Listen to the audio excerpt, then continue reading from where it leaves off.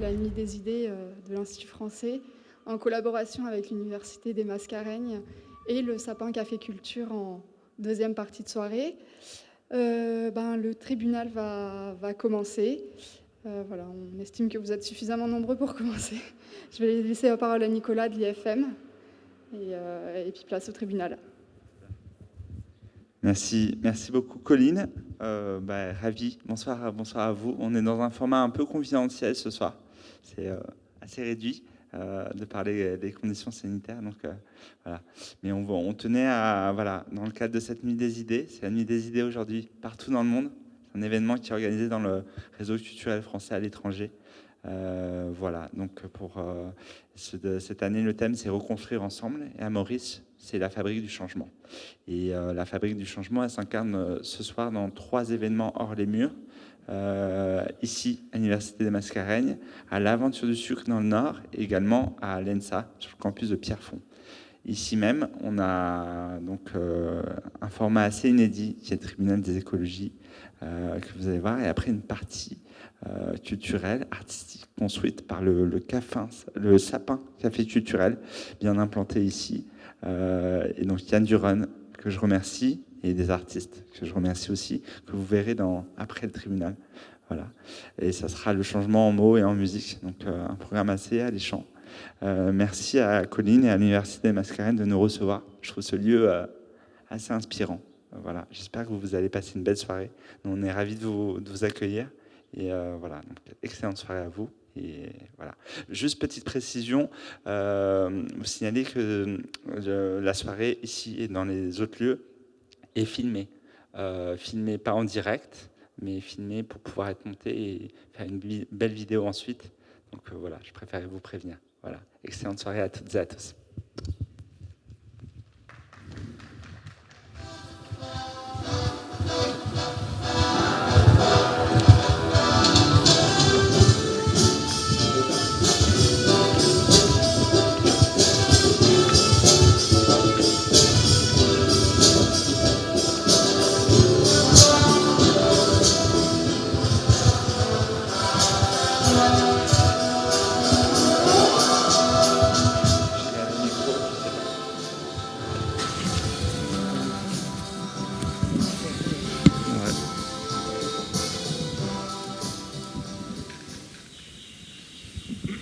Je peux commencer là.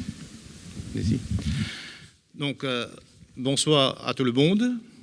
Donc, aujourd'hui, c'est la nuit des idées pour le tribunal des écologies. Alors, le thème qu'on va discuter, qu'on a choisi, c'est est-ce qu'il y a un décalage entre la politique de l'État et l'action citoyenne sur ce qu'on appelle le développement durable. Donc, moi, je suis pour aujourd'hui le président du jury. Alors, je suis en train de coordonner un peu le travail. Donc, ici actuellement, vous avez à ma gauche le docteur Kenden et il y a également le docteur Ziad Boudou. Ils agiront comme avocats de la défense en binôme, c'est-à-dire qu'ils vont défendre la position des citoyens sur le développement durable. Et puis un peu au loin, il y a Madame la procureure, Madame Robina Farid, qui va parler un peu du rôle de l'État en faveur du développement durable, c'est-à-dire que les lois qui sont votées, tout ça, voilà, va discuter de ça. À ma droite, il y a donc des témoins qui vont intervenir, qui vont se présenter ici. Et les témoins sont Mademoiselle Srikisun, il y a Monsieur Michael Apaya, il y a Monsieur Geneuil et Madame Anna Malak-Sim. Au fait, toutes ces personnes qui vont se présenter, moi je vais faire une petite note au niveau de chaque intervenant. Et là, vous aurez une idée plus claire, c'est-à-dire de la personne et du rôle que cette personne va incarner. Alors, le thème du jour, je voudrais parler un peu sur, c'est-à-dire ce décalage qui existe entre la politique de l'État et l'action citoyenne.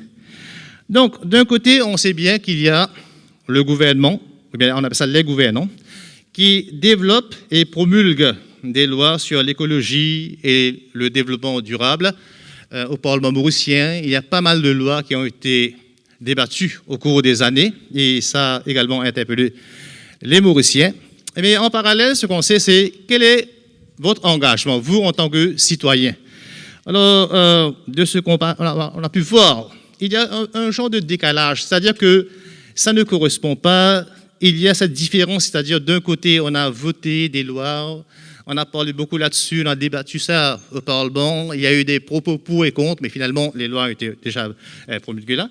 Mais de l'autre côté, c'est-à-dire, est-ce qu'il y a cette responsabilité, ce response de la part des citoyens? Est-ce qu'ils s'engagent vraiment? Et s'ils s'engagent, alors à ce moment-là, il y aura quelque chose de correct, c'est-à-dire que ça va de pair. D'un côté, la politique du gouvernement, et du deuxième côté, votre engagement en tant que citoyen. Alors le débat de cette nuit des idées, c'est franchement, ce qu'on a vu, ce qu'on a pu constater, c'est qu'il y a ce break, ce décalage. C'est-à-dire, ça ne marche pas. C'est-à-dire, d'un côté, les lois, voilà, c'est sur du papier, c'est écrit noir sur blanc, mais voilà. Et de l'autre côté, c'est-à-dire que la réaction reste malheureusement mitigé, c'est-à-dire qu'il y a des personnes qui sont sensibilisées, il y a des forces vives qui s'engagent, mais finalement, est-ce qu'on arrive vraiment à penser positivement, à penser vers comme si sur le développement durable et également pour les futures générations, les jeunes qui vont demain devenir les leaders de notre pays, ce sont eux qui vont prendre tout ça entre leurs mains. Donc voilà ce débat intéressant, je l'espère bien, qui malheureusement est limité de par le temps, on n'a qu'une heure pour parler, pour développer ces idées-là. Alors, maintenant, je vais lancer le débat, mais sachez bien qu'à la fin, il y aura un vote, c'est-à-dire que vous allez voter pour ou contre, c'est-à-dire est-ce que vous pensez que l'État joue suffisamment son rôle en faveur du développement durable, ou vous pensez que peut-être c'est plutôt l'engagement des citoyens qui doit primer. Donc, vous allez voter, vous, comme public, c'est-à-dire c'est un vote qui est démocratique dans le sens où c'est le public qui doit voter. Alors, maintenant, j'invite les différentes personnes à venir intervenir sur ça. Et pour chaque personne, il y a un temps limité, parce que, vous voyez, c'est une durée d'1 heure. Après ça, il y aura le sapin, enfin, une animation musicale. Donc, tout de suite, j'invite la procureure, on met ça au féminin, Madame Rubina Farid, à venir présenter la politique gouvernementale pour la transition écologique. Donc, comme c'est un tribunal, donc vous allez dire ensemble avec moi. Alors, vous allez jurer comme ça. Moi. Moi. Madame Rubina Farid. Madame Rubina Farid. Je jure. Je jure. Comme procureur. Comme procureur. Dans ce tribunal. Dans ce tribunal. Des écologies. Des écologies. Sur le développement. Sur le développement. Durable. Durable. Alors, Rubina, vous êtes titulaire de Master 2 en droit international et comparé de l'environnement de l'Université de Limoges, France, qui est notre partenaire déjà. Votre recherche doctorale porte sur les cadres de la gouvernance juridique et environnementale de la gestion des déchets menstruels dans une économie circulaire. Alors, avant de rejoindre l'Université de Mascarenhs, vous avez travaillé pour le Higher Education Committee, qu'on appelle auparavant le TEC, et PricewaterhouseCoopers à Londres. Bon, tout justement, je sais que vous faites votre doctorat sur...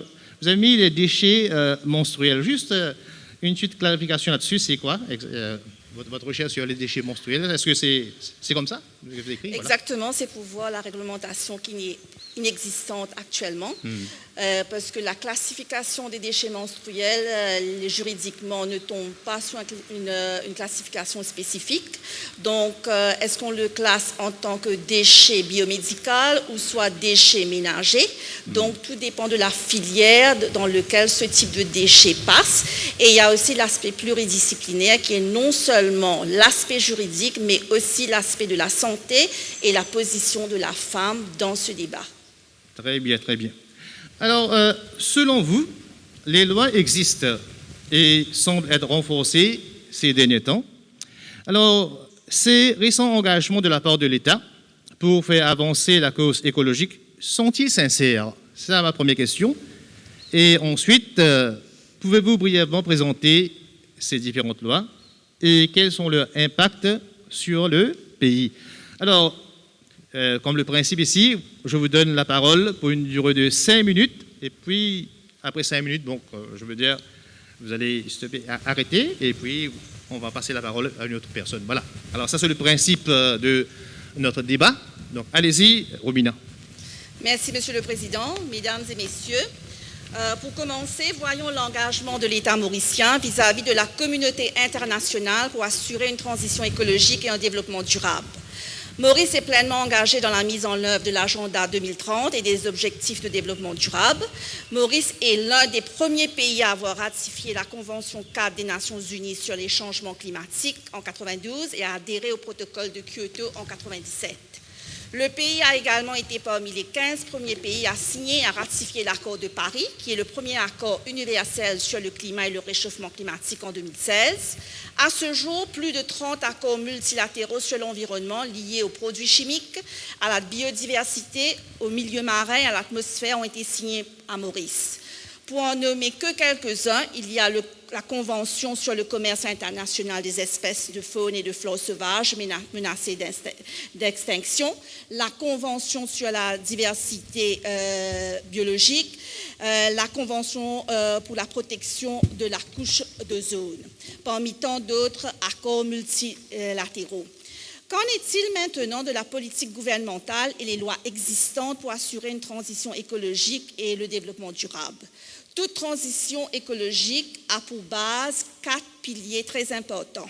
L'énergie renouvelable, l'efficacité énergétique, le changement climatique et évidemment une transition vers une économie circulaire, quel que soit le secteur de l'économie que cela concerne. Commençons par l'énergie renouvelable. Il y a la politique gouvernementale, il y a le plan directeur pour l'efficacité énergétique, la gestion de la demande et le plan d'action 2016 pour la période 2016 à 2030 qui prévoit que la production des besoins énergétiques à partir des énergies renouvelables doit atteindre 60% jusqu'à 2030. Un autre programme gouvernemental 2020-2024 vise à augmenter la proportion d'électricité produite à partir de sources renouvelables à 35% d'ici 2025 et à 40% jusqu'à 2030.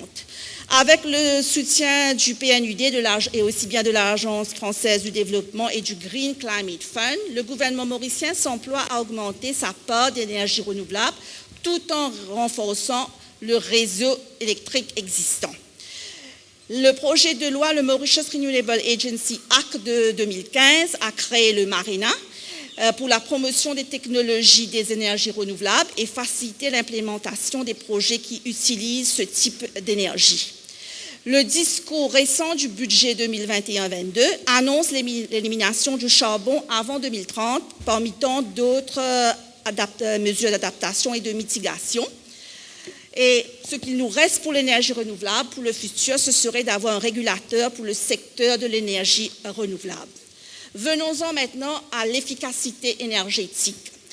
Le projet de loi, l'Energy Efficiency Act, a créé le Energy Efficiency Management Office qui facilite la gestion de l'efficacité énergétique dans tous les secteurs de l'économie, dont les transports, les bâtiments, l'industrie, les services, ainsi que dans les ménages. Sous cette loi, il y a d'autres régulations concernant le Consumer and Energy Audit Regulations, aussi bien que l'étiquetage de l'efficacité énergétique des appareils électriques et l'enregistrement des Energy Auditors. Il faut aussi noter que depuis 2015, il y a un projet à l'étude, le Deep Ocean Water Application, ce qui concerne le pompage de l'eau de la mer profonde pour l'utilisation pour la climatisation.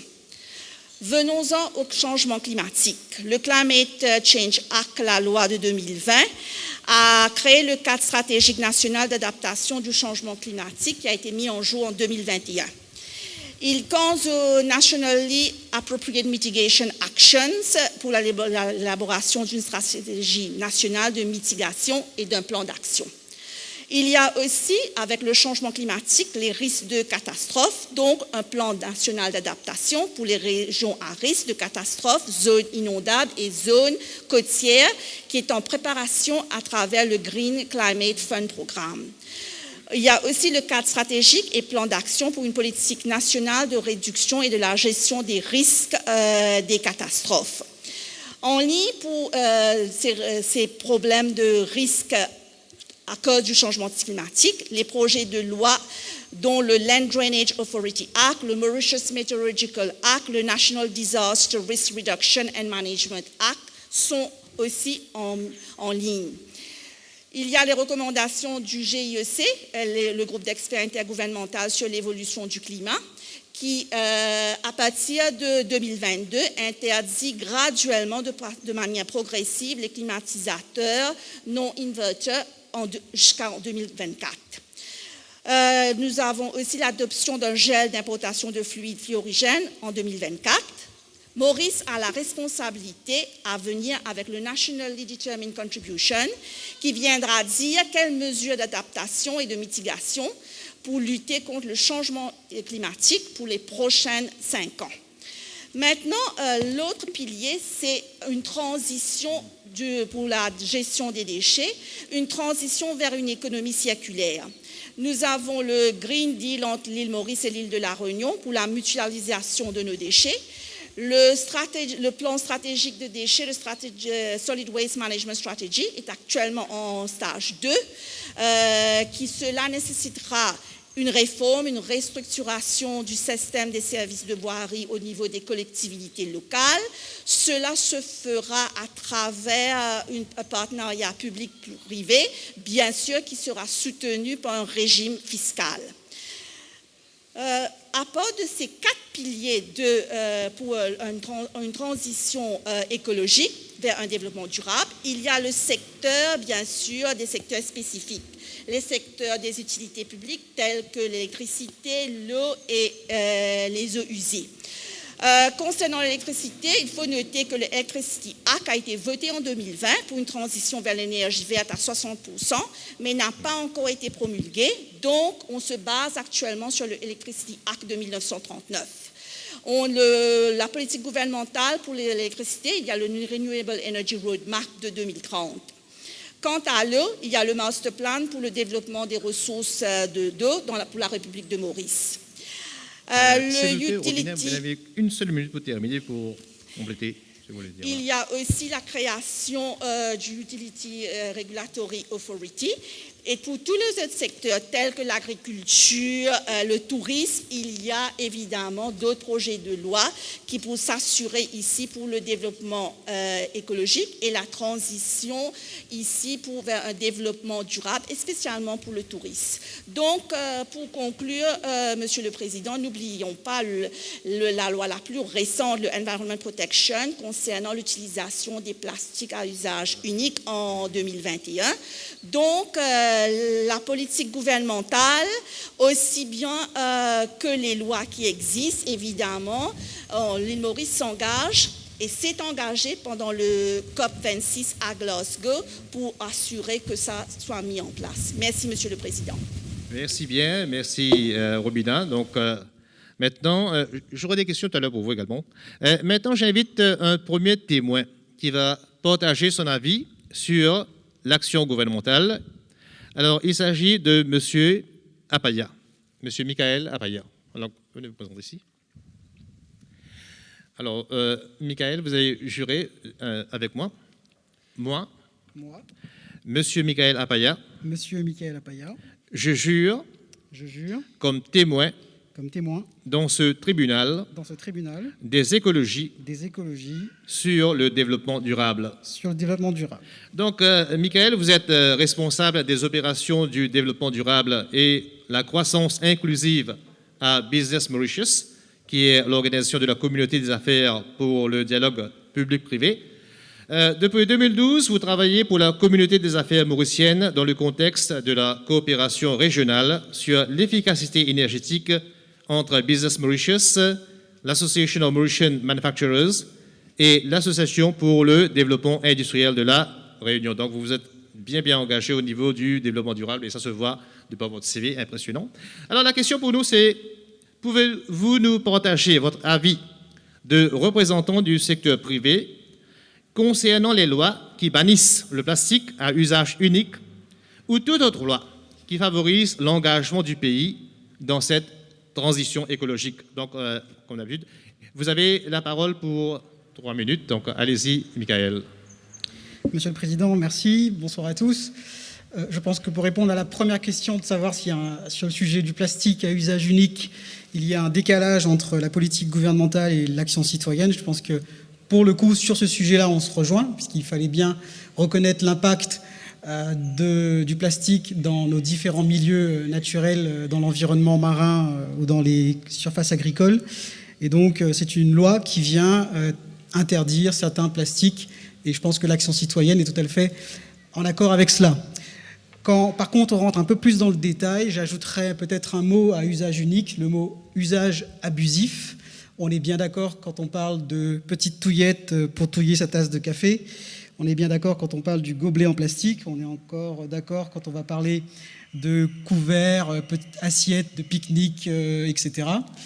On est peut-être un peu moins d'accord et en divergence quand on va parler de produits manufacturés à Maurice par des industriels locaux qui créent un savoir-faire et qui embauchent de l'emploi local et qui, en fait, développent des produits dans des packagings qui ne peuvent pas être changés par des alternatives du jour au lendemain. Donc ce projet de loi et cette loi a été actée peut-être avec précipitation sur certains types de plastique que j'appelle plastique à usage unique, mais à un usage non abusif, qui rentre donc dans un packaging, dans l'emballage d'un produit, et qui facilite les relations entre un producteur et son consommateur. Parce qu'il ne faut pas oublier l'impact du consommateur dans ce segment de la consommation des produits manufacturés et emballés dans un plastique. Je pense qu'on peut aussi mentionner le fait que la plupart de ces industriels sont aujourd'hui engagés dans des démarches de réduction et de changement de leur emballage plastique. Et encore une fois, j'insiste bien sur le type d'emballage que je considère ne pas être abusif, mais qui est nécessaire. Juste pour donner peut-être quelques exemples, il est important de réaliser qu'on ne peut pas faire autrement pour des pots de yaourt aujourd'hui que de le faire dans du polystyrène. On ne pourra pas faire autrement, pareil pour les bacs de glace, pareil pour le petit film plastique qui existe encore sur certains produits, et ne serait-ce que pour respecter les règles d'hygiène. Et donc, sur ces différents points, différents produits, il faudrait aller dans le détail et mettre en place une feuille de route, comme l'a fait de nombreux pays. Et donc dans cette feuille de route, prévoir étape par étape que le milieu industriel évolue, change et aille vers des alternatives et que les lignes de production soient de cette façon actualisées et que les industriels travaillent sur ce qu'on appelle l'éco-conception des produits, concevoir le produit en ayant réalisé déjà en amont la fin de vie et la réduction de matières polluantes. Je n'ai pas le temps de parler forcément du recyclage, mais je pense que ça rejoint ce que disait la procureure en matière de gestion des déchets. Le gros problème, disons-le, n'est pas tellement que le plastique existe. Le problème, il est que le plastique finisse dans la nature. Et s'il finit dans la nature, c'est que quelque part, il manque un maillon entre celui qui a acheté le produit et celui qui se débarrasse du produit. Et donc là, on parle de gestion nationale de déchets qui est un peu un vide à l'île Maurice. Voilà. Je vous remercie. Alors, une petite question à vous, Michael. Vous pouvez voir la couverture de National Geographic de le quand même. Alors, on a mis planète hors plastique, veut dire planète ou plastique. Vous allez répondre peut-être très très brièvement à cette question-là. Il y a 18 milliards de livres, ou bien 10 milliards de kilos, on peut dire, milliards, hein, de plastique qui vont dans l'océan chaque année. Et ça, on appelle ça le bout de l'iceberg. Une petite réflexion sur ça. 10 milliards de kilos de plastique dans l'océan. Alors, une petite réflexion sur ça. Je pense que ça démontre bien le fait que notre mode de consommation est directement lié à ce matériau, oui, le plastique. Il y a un découplage quasi impossible entre la croissance qu'aspirent de nombreux pays, qu'aspire chaque citoyen, et cette utilisation du plastique. Donc il faut bien reconnaître que s'il y a un découplage à faire, il y a un mode de vie, un mode de consommation complètement à changer, à basculer. Et si on sort d'ici et qu'on veut tous pouvoir cuisiner un poulet, on sera probablement pas celui qui ira abattre le poulet et ensuite le cuisiner. On sera celui qui ira le chercher en supermarché, au rayon, avec un film plastique autour, où on bascule complètement en étant dans un mode de consommation différent et peut-être d'être dans un végétarien ou manger différemment, moins de viande, moins de... Voilà, donc je pense que ça appelle forcément des changements de comportement. Changement de mentalité. À la fois du producteur, mais aussi du consommateur, puisqu'il faudra bien réconcilier. On dit ça un changement de mindset. Voilà. Oui. Peut-être. Voilà. Ok, merci. Merci. Alors maintenant, après ces deux premières interventions, j'invite maintenant l'avocat de la défense, le docteur Kenden, qui va partager son point de vue de la défense, qui, je le rappelle, représente l'action citoyenne. Alors, docteur Kenden, vous allez tout d'abord jurer, moi, docteur Kenden, Dr. Kenden, je jure, comme avocat de la défense, dans ce tribunal, des écologies, sur le développement durable. Donc, docteur Kenden, vous êtes ancien chercheur à l'UDM ici, vous êtes bien connu ici, et vous êtes titulaire d'un doctorat qui porte sur les énergies éoliennes. Alors, vous dirigez actuellement la faculté d'ingénierie et de développement durable de l'UDM, et vous co-gérez le programme de recherche sur la durabilité et le changement climatique, on appelle ça SSCP, récemment lancé à l'UDM. Donc, quelques arguments ici. Tout d'abord, c'est quel est votre avis concernant les engagements de l'État? Et quelle est l'implication des citoyens sur ce sujet qui est très important pour l'avenir de notre pays? Alors, je compte sur vous pour également nous partager un état des lieux, si c'est possible, des outils et de la volonté déployée par l'État pour associer la population. Alors, nous savons que sans une adhésion commune de l'ensemble des acteurs, publics, privés, société civile, cette transition écologique ne peut être juste et équitable. Donc voilà, la question de la démocratie est donc intimement reliée. Alors, je vous donne la parole, comme ça je le fais, pour 5 minutes. Donc, allez-y, Dr. Kenden. Merci, Monsieur le Président. Alors, je remercie Madame la procureure pour son brillant exposé sur les diverses actions de l'État, ainsi que le premier témoin pour son avis éclairé sur l'apport du secteur privé dans ce débat. Madame la procureure nous a décrit une liste de provisions légales que l'État a mises en œuvre pour assurer la transition écologique à Maurice. Il est indéniable que la transition écologique ne se fera pas sans engagement citoyen.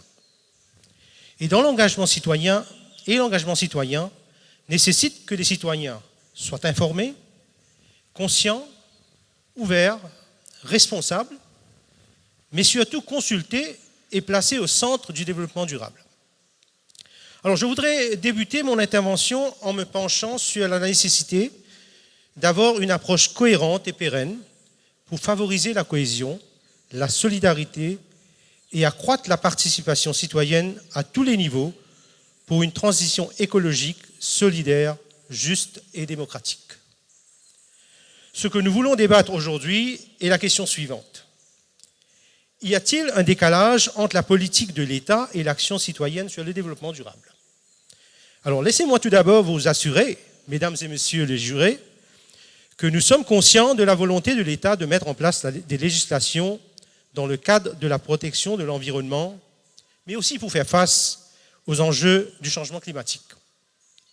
La Défense reconnaît que l'État, au travers de son cadre juridique actuel, prévoit certains mécanismes pour encourager la participation citoyenne. Par exemple, la représentation des ONG au sein des comités de planification environnementale. Afin de répondre à la question du débat, il nous semble impératif de faire la distinction entre le désir de l'État, les plans d'action, la prise de décision et leur mise en œuvre. Alors, malgré toutes les bonnes volontés de l'État d'assurer un développement durable avec une approche participative du citoyen, le constat sur le terrain nous porte à croire que tel n'est pas le cas.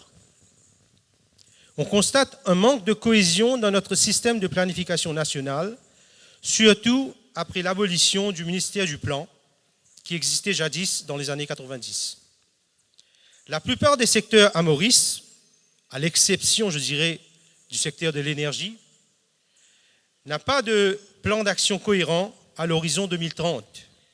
Ne parlons même pas de l'horizon 2050. Et même pour le secteur de l'énergie, qui est le bon élève de la classe, que constatons-nous? Un changement de stratégie chaque 2 ou 3 ans. Par exemple, prenons le Long Term Strategy 2009-2025, publié par le Ministry of Renewable Energy and Public Utilities en octobre 2009. Aujourd'hui, on est en 2022. Combien des objectifs visés sont atteints? La plupart ne le sont pas. Certains projets ont été remplacés par d'autres et certains n'ont jamais vu le jour. Un Renewable Energy Roadmap 2030, que mentionnait tout à l'heure Madame la procureure, pour le secteur de l'électricité a été publié en août 2019 par le même ministère qui, en 2020, nous apprend que le roadmap n'est plus valide et qu'il doit être remplacé. Alors, le citoyen se sent confus dans tout ce brouhaha et ne peut pas entreprendre un engagement si une vision à long terme, cohérente et réaliste ne lui est pas présentée. La vision 2020, présentée par le jadis ministère du Plan en 1997, juste avant sa fermeture, et aussi le projet Maurice Île Durable, étaient de bons exemples de consultation populaire et de la participation citoyenne au développement durable à Maurice. Permettez-moi d'illustrer. De vastes consultations ont été entreprises à Maurice et à Rodrigue, mobilisant quelques 300 participants des principaux groupes de société civile, à savoir le secteur public et privé, les autorités locales, les ONG, les syndicats, le milieu universitaire, les femmes et les jeunes. Malheureusement, les résultats du MID n'ont pas été mis en œuvre, les gouvernements successifs faisant valoir que ces dispositions avaient été absorbées d'une manière ou d'une autre. Ce projet a été brusquement interrompu. Ces illustrations de mécanismes propices à la participation citoyenne ont profité à Maurice en termes de progrès démocratique dans le processus de prise de décision. Cependant, nous soutenons que Maurice a atteint un niveau de maturité où de tels mécanismes ne suffisent pas à assurer une participation citoyenne significative. Nous avons progressé en tant que société où un débat sain sur des sujets importants tels que la durabilité et l'environnement est non seulement possible, mais nécessaire. L'événement d'aujourd'hui en est une illustration. Nous sommes là pour débattre d'un sujet d'intérêt national. Suivant la même philosophie d'un avancement démocratique, nous espérons que les obstacles structurels à une participation publique significative à l'élaboration des politiques publiques seront supprimés, tels que le délai frustrant pour les commentaires du public sur les rapports DIA, qui a récemment été raccourci de 42 jours à 21 jours. Une révision qui, d'après nous, n'a pas beaucoup de sens d'un point de vue scientifique. Alors, je voudrais conclure, Monsieur le Président, Messieurs, Mesdames les jurés, avec une citation de M. François Bayrou, ex-ministre de l'État français, qui dit « Le citoyen n'est pas un consommateur, c'est un producteur d'idées, de convictions, d'engagement, de solidarité. » Sur ces mots, je vous rends la parole, Monsieur le Président. Alors, merci, Monsieur l'avocat de la Défense. Mais j'ai un point quand même pour souligner ici. Vous savez, il y a 1 ou 2 ans de cela, il y avait l'échouement du Wakashue, qui est le vraquier japonais, à Pointe-Destigne, dans les parages comme ça. Et il y avait une sorte de bang, on peut dire, de sursaut de la part du public mauricien, des citoyens.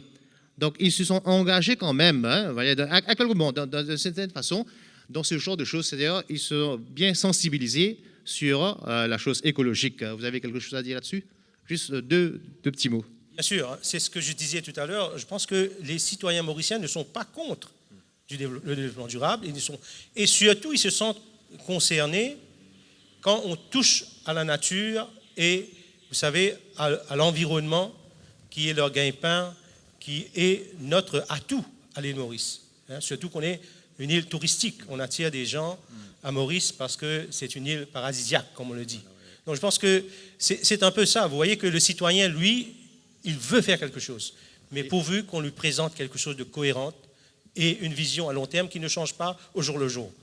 Donc je pense que ça, c'est très important à considérer.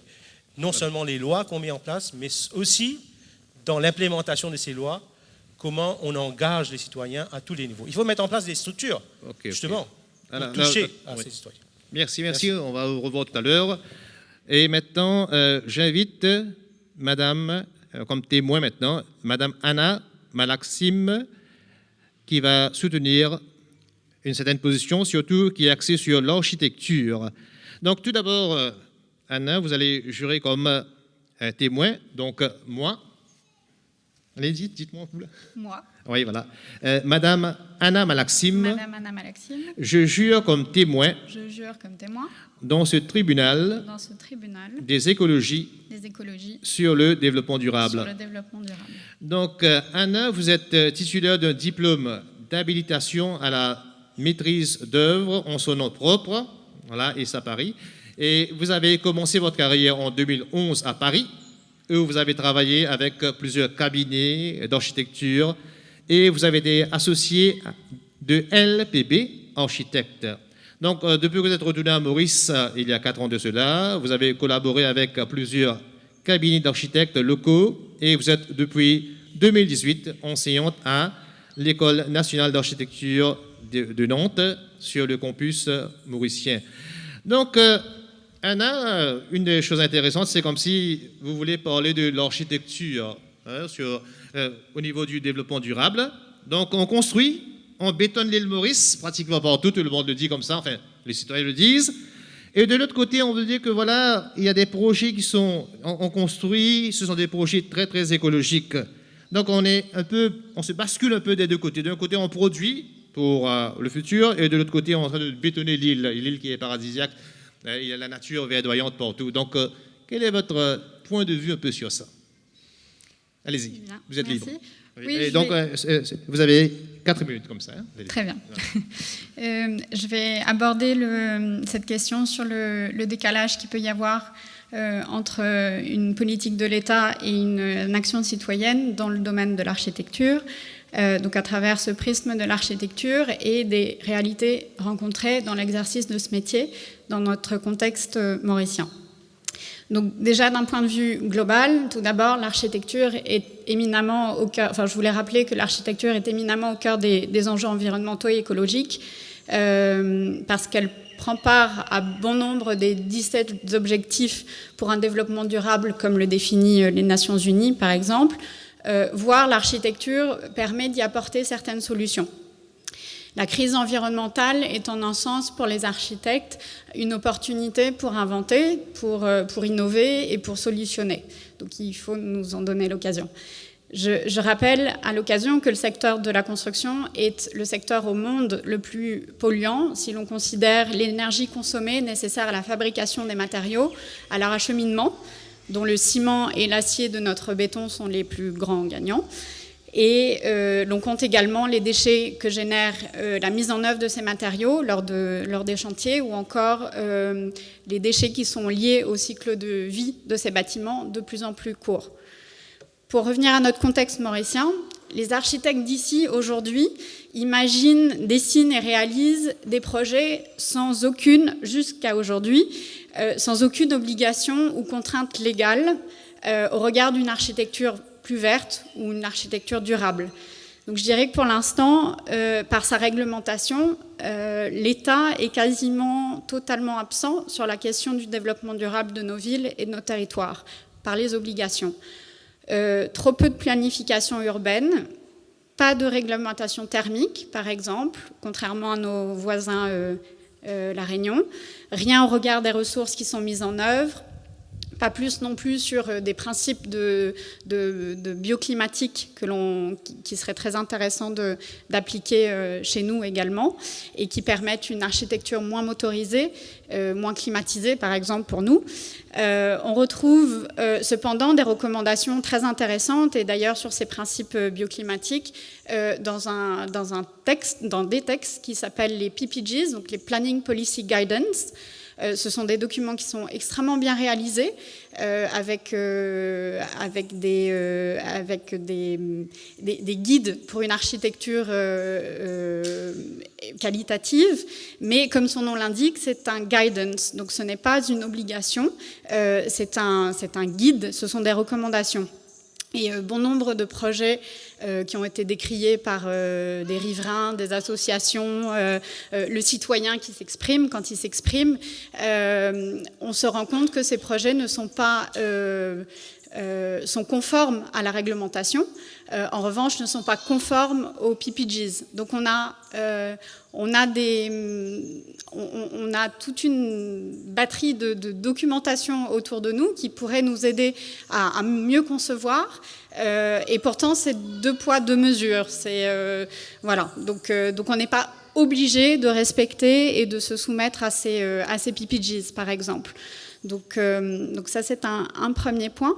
Il y a également un autre point qui est le manque d'analyse et de préparation quelque part de connaissance du territoire pour imposer en amont des projets que nous architectes ou commanditaires du projet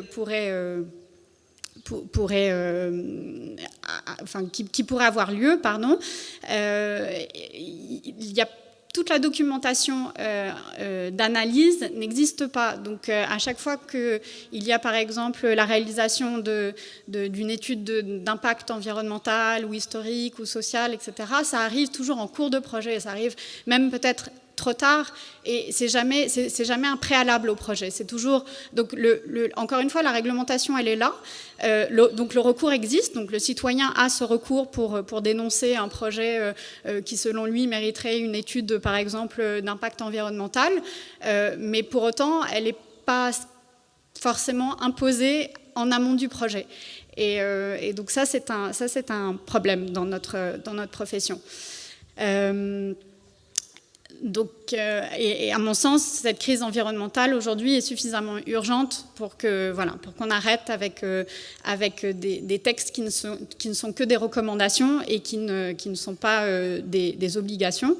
Et il serait temps d'assumer un positionnement face à la question développement durable plus concrète. Un autre exemple, c'est le projet Smart City, par exemple. Donc, les Smart City qu'on voit un petit peu pousser à travers l'île parce que certains ont déjà commencé.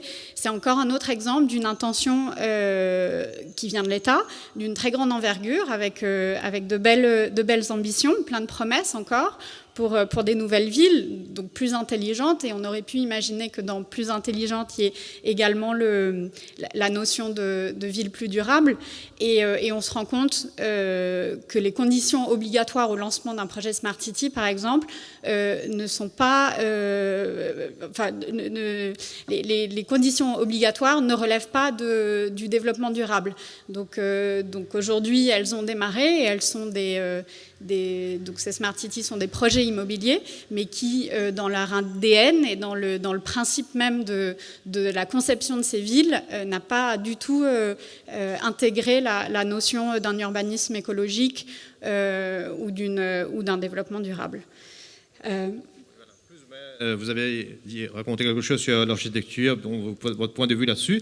Je voudrais tout simplement ajouter un petit point ici. Bon, peut-être, peu a été fait ou bien pas.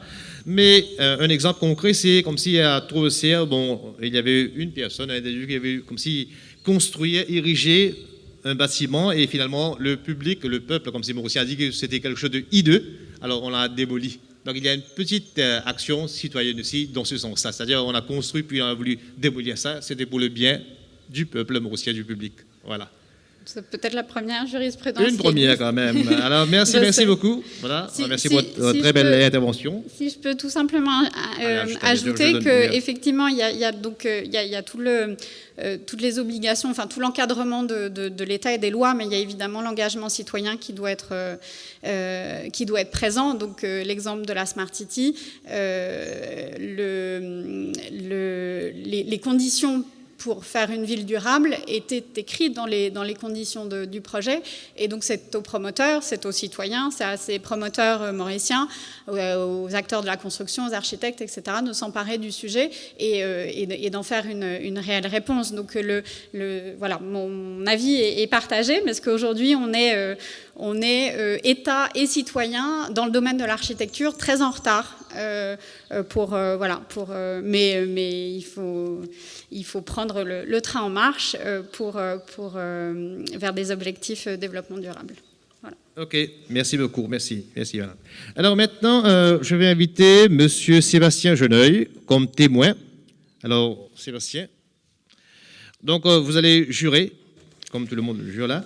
Alors vous allez me dire, moi, Sébastien Geneuil, je jure, comme témoin, dans ce tribunal, des écologies, sur le développement durable. Donc, Monsieur Geneuil, vous êtes de l'association Mission Verte. Oui. On peut penser vert là. Vous êtes chef de projet au sein de l'ONG Mission Verte et vous évoluez dans le secteur de l'écologie et du développement durable. Depuis plusieurs années, vous avez notamment dirigé un centre de développement durable dans le Var en France durant 6 années.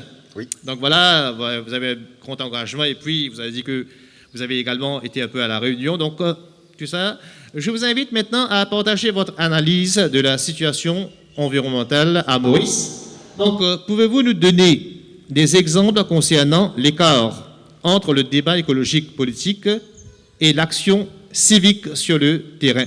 Donc vous avez 3 minutes pour débattre. D'accord, merci Monsieur le Président. Je vais d'abord commencer peut-être par présenter rapidement Mission Verte. Mission Verte est une association qui est issue d'une action citoyenne. En 2007, lors d'une randonnée entre amis, le constat du nombre de déchets qui jonchaient le sol dans la nature était assez criant. Et le soir même, Mission Verte était née. Aujourd'hui, on fête donc nos 15 ans d'existence. On est pionnier en matière de recyclage et d'éducation à l'environnement. Donc aujourd'hui, on a une équipe de 14 salariés, nous avons 3 camions, environ un peu plus de 200 adhérents et une soixantaine de sites de collecte sur tout le territoire mauricien. Donc nous collectons 2 types de plastique, le PET et l'HDPE, le High Density Polyethylene. On collecte aussi le papier, le carton, les canettes en aluminium ainsi que les batteries et les piles usagées. Donc en moyenne, chaque mois, on collecte environ 3 tonnes de PET, 1 tonne de HDPE, 3 tonnes de carton, 2 tonnes de papier et environ 500 kg d'aluminium. Je voudrais souligner que c'est une infime partie, peut-être 5% de la totalité qui pourrait être recyclée sur l'île Maurice.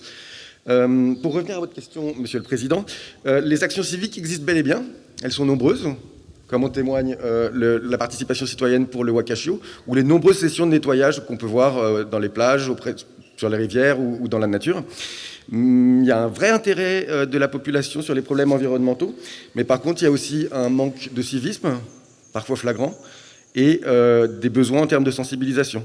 Donc nous sensibilisons beaucoup auprès des écoles qui vont ouvrir la semaine prochaine, et aussi auprès des compagnies, ainsi que de la population dans certains lieux bien définis. Du côté politique, on peut avoir l'impression que l'environnement a longtemps été oublié, mais depuis quelques années, on sent qu'il y a une vraie volonté. Donc du coup, aussi bien par rapport à l'organisation des Assises de l'environnement en 2017, la stratégie déchets qui a vu le jour en 2018, ou encore, on en parlait tout à l'heure, la loi sur l'interdiction des plastiques à usage unique en 2021. Mais les lois ne suffisent parfois pas, ou alors elles ne sont pas assez fortes pour vraiment engager l'île Maurice dans une transition écologique. Et donc du coup, l'État peut aider, mais ne peut pas tout faire non plus. Donc c'est en partie aux industriels aussi de prendre leurs responsabilités, avec par exemple la mise en place de la filière REP, la responsabilité élargie des producteurs. Et la population doit aussi faire sa part. Donc il n'y aura pas de changement, je pense, assez flagrant dans l'immédiat, mais on doit tous participer à l'éveil des consciences et peut-être aussi développer les partenariats publics-privés et associatifs pour avoir d'ici quelques temps une feuille de route assez précise avec des objectifs définis à court, moyen et long terme. Voilà, je finirai mon intervention par une citation qui m'est chère de Paul Éluard. « Un autre monde existe, il est dans celui-ci. » Merci. Alors, merci Sébastien. Bon, ce que je voudrais vous posez comme question, c'est comme si il y a des lois maintenant pour pénaliser ceux qui jettent dans la nature et tout ça. Est-ce que vous pensez que ces lois sont suffisamment dissuasives à Maurice? Alors, il existe des lois quand même. Il existe des lois, bien sûr, et elles sont punitives. Je pense qu'il y a aussi un manque en termes de main-d'œuvre, parce que je crois qu'il n'y a que 2 personnes qui se chargent de la police de l'environnement à Maurice. Donc 2 personnes pour toute l'île, ça fait un petit peu léger. Voilà. Okay. Merci. Merci. Merci. Donc, après l'audition de M. Sébastien, bien sûr, maintenant, j'invite un deuxième avocat de la défense, qui est le docteur Ziad Boudou, qui va s'adresser à l'audience. Donc, docteur Ziad, vous allez dire, tout d'abord, vous allez jurer, moi, docteur Ziad Boudou. Docteur Ziad Boudou. Je jure comme avocat de la défense. Je jure comme avocat de la défense. Dans ce tribunal des écologies. Dans ce tribunal des écologies. Sur le développement durable. Sur le développement durable. Donc, vous êtes Ziad, vous êtes maître de conférences dans des domaines multidisciplinaires à l'Université des Mascareignes et chercheur dans les domaines de l'environnement, du changement climatique et du développement durable. Alors, vous avez une formation académique variée, très variée, allant des domaines de l'ingénierie environnementale et de la gestion du changement climatique au transfert durable et au développement international. Donc, ça fait quand même beaucoup. Alors, votre position est que la voix du citoyen mérite d'être entendue. Alors, vous vous appuyez sur le point que les collectivités et groupes citoyens veulent se faire entendre. Mais il y a la peur des représailles qui réduit à néant leur action, ce qui résulte en un désintéressement ou pire, une action moins collaborative. Alors, je voudrais en savoir plus et donc je vous donne la parole pour ces quelques 4 ou 5 minutes. Monsieur le Président de la Cour, Madame la procureure, Mesdames et Messieurs les témoins, jurés et membres du public. Permettez-moi de commencer mon exposé par 2 exemples de participation citoyenne à la gouvernance environnementale à Maurice et qui ont eu des destins diamétralement opposés. Mon premier exemple se situe dans le domaine de la participation des citoyens au mécanisme de contrôle de l'aménagement à travers le tribunal d'appel de l'environnement, et faisant suite à une plainte d'ONG telles que l'ARIM et la Sea Users Association ainsi que quelques particuliers, le juge Doma a fait annuler le permis IAE accordé à un projet de ferme aquacole géante, tout ceci dans l'affaire dite Growfish International. A contrario, nous avons aussi d'autres affaires déposées par des ONG devant les tribunaux, mais qui se sont soldées par des fins de non-recevoir cinglant pour manque de locus standi ou le droit de contester. Ainsi, dans ce genre de cas, la participation citoyenne est restreinte par le cadre juridique local. Ces 2 exemples montrent que l'action citoyenne dans le domaine de l'environnement et du développement durable est bel et bien vivant, mais cela n'est pas une tâche facile, comme l'a souligné les témoins durant leur intervention. Il faut aussi mentionner que la vaste majorité d'ONG à Maurice sont principalement composées de membres ayant d'autres responsabilités professionnelles et que ces organisations disposent de ressources limitées. Ainsi, on entend de plus en plus d'ONG qui se plaignent de cette situation, les conduisant à perdre patience et l'intérêt pour l'activisme environnemental.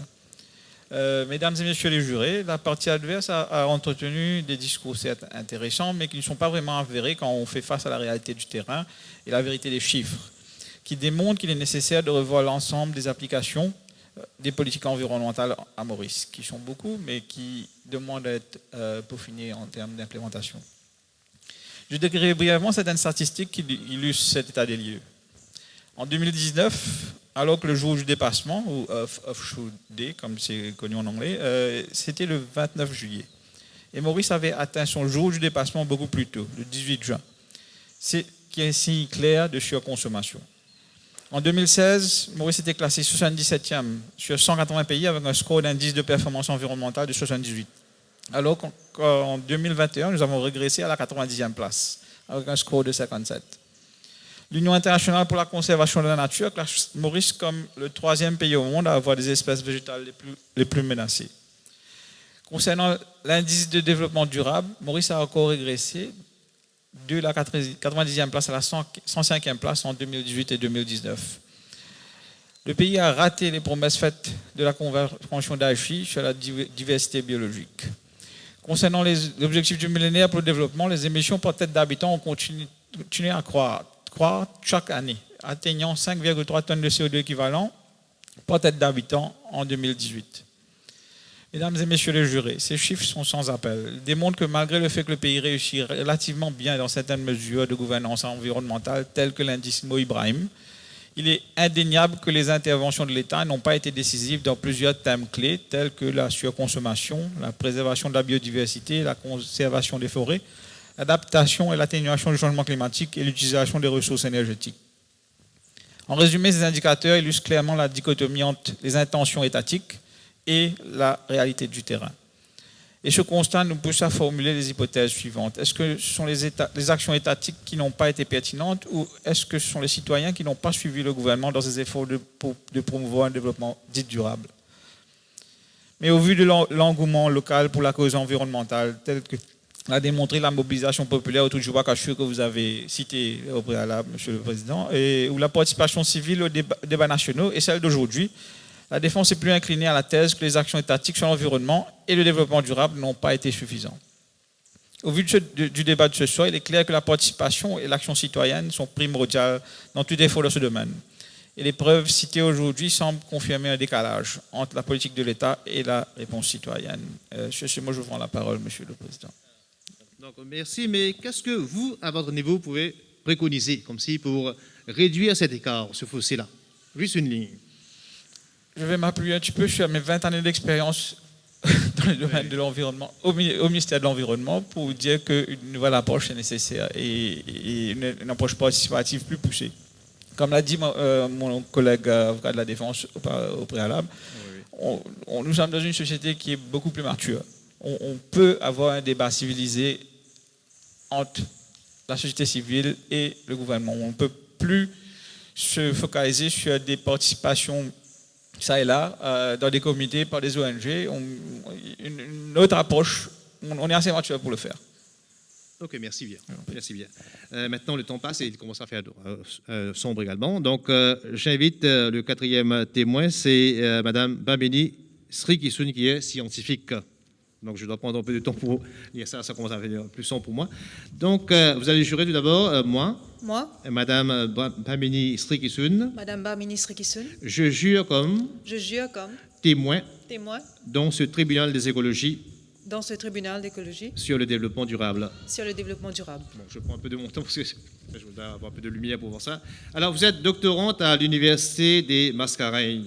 Votre thèse porte sur l'exploitation des énergies marines à l'île Maurice, conception, modélisation, analyse et prévision. Alors, Bamini, vous avez des lauriers pour vous. Vous avez remporté l'édition 2021 du concours Ma thèse en 180 secondes Maurice, porté par l'AUF, et vous avez participé à la finale internationale à Paris. Alors, pour vous, c'est comme si un apport d'arguments scientifiques au débat permettrait de prendre de la hauteur. Les données faciliteront grandement la compréhension globale de la situation. Donc, je vous donne la parole rapidement pour 3 minutes. Merci. Allez-y, Bamini. Afin d'atteindre l'objectif de 40% d'énergie renouvelable d'ici 2030, une série d'actions sont entreprises par le gouvernement et le citoyen. En premier lieu, le CEB joue comme facilitateur pour l'intégration des projets de sources renouvelables pour le public. Avec le litre de carburant qui est passé à 55 roupies à l'île Maurice en début de cette année, de nombreux citoyens s'affectent au carpooling, qui démontre un respect pour l'environnement et est léger sur le porte-monnaie. L'application MoLift est prisée par 30% de jeunes entre 20 à 30 ans. Ceci dit, le gouvernement a également annoncé des mesures visant à promouvoir l'adoption des véhicules électriques, notamment en permettant aux propriétaires de véhicules électriques d'installer un système photovoltaïque pour recharger leur véhicule et aussi exporter tout excédent vers le réseau. Le rejet de CO2 d'un gros porteur type Airbus A350 sur un vol Paris-Maurice aller-retour est entre 1,2 et 2 tonnes de CO2 par passager. L'idée d'un groupe hôtelier est de tenter de corriger cette mauvaise balance en proposant d'acheter la plantation d'un ébénier. En effet, cet arbre, en atteignant une hauteur de 6 mètres, capte en moyenne 1,8 tonnes de CO2. Et il faut entre 15 à 20 ans pour cela, ce qui reste, à l'échelle d'une vie humaine, tout à fait possible.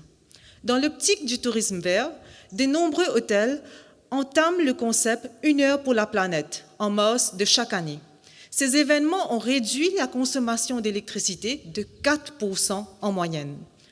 L'association de Mauritian Manufacturers a eu l'idée de créer un label Made in Maurice, qui signifie que l'on attache de la valeur à ce qui se fait chez nous, par des gens de chez nous, pour des gens de chez nous. Dans tous les cas, en consommant de préférence ces produits, les citoyens font un geste green pour notre planète, sans aucun doute. 80% des entreprises privées contribuent au fonds CSR, qui milite sur l'engagement de renverser jusqu'à 5% de leurs bénéfices à des ONG mauriciennes dont l'objectif principal est de lutter contre la pauvreté. En marge avec les bâtiments verts, une entreprise locale développe un projet pour pomper l'eau de mer froide d'un courant océanique profond dans le centre-ville de Port-Louis pour la climatisation. Le Mauritius Research Council facilite et finance des recherches sur des projets de valorisation énergétique des déchets, dont un sur l'utilisation de la biomasse pour la production de l'énergie. Sur ce, je vous remercie, Monsieur le Président. Merci bien. Ouais. Bon, nous avons presque vers la fin, puis il y aura la participation du public. Donc, un petit face-à-face entre les deux avocats de la défense et la procureure.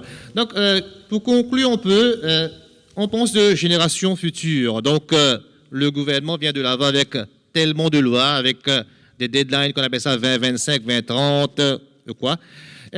Comment, Robina, en tant que procureur, pouvait dire que voilà, le gouvernement a un positionnement sur les générations futures? Vous avez 2 minutes pour ça. Le gouvernement actuellement veut que la transition écologique vers un développement durable se fasse graduellement, en prenant en considération les changements qu'il y a dans le secteur de l'environnement qui touchent en même temps plusieurs autres secteurs. Un changement, une transition écologique implique aussi, bien sûr, un budget. C'est pourquoi les lois sont faites et les lois ne restent pas statiques. Les lois sont faites pour être amendées suite à des concertations avec, comme mes collègues de la Défense ont bien précisé, avec une participation collective pour pouvoir apporter les amendements nécessaires aux lois existantes. Merci. Merci bien, Madame la procureure. Maintenant, aux deux avocats ensemble, de venir de l'avant pour dire que vous pensez que vraiment, si le citoyen s'engage aujourd'hui, ça veut dire que ça va se pérenniser, ça veut dire que dans le futur, il y aura d'autres générations qui vont suivre ce pas. Est-ce que c'est possible ou bien c'est quelque chose qui est difficile de comprendre, difficile de prévoir?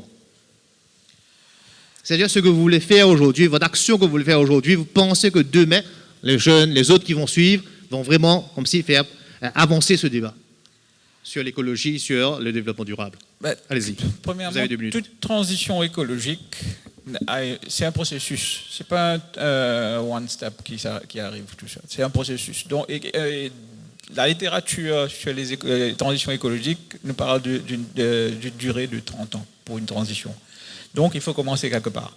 Il y a toujours un début quelque part, donc on peut commencer à n'importe quelle étape. Donc, et ça peut réussir comme si. Bien sûr, sinon on ne sera pas là.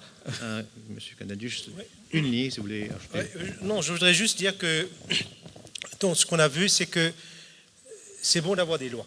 Oui. C'est bien d'avoir des lois, c'est bien aussi de mettre en application ces lois, mais sans l'implication, sans la consultation populaire et sans vraiment avoir une structure pour toucher non seulement à certaines ONG, je pense qu'il faut toucher à toutes les couches sociales.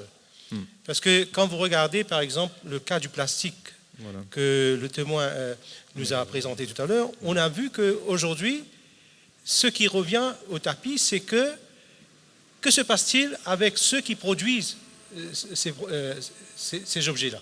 Est-ce que le business tombe à l'eau?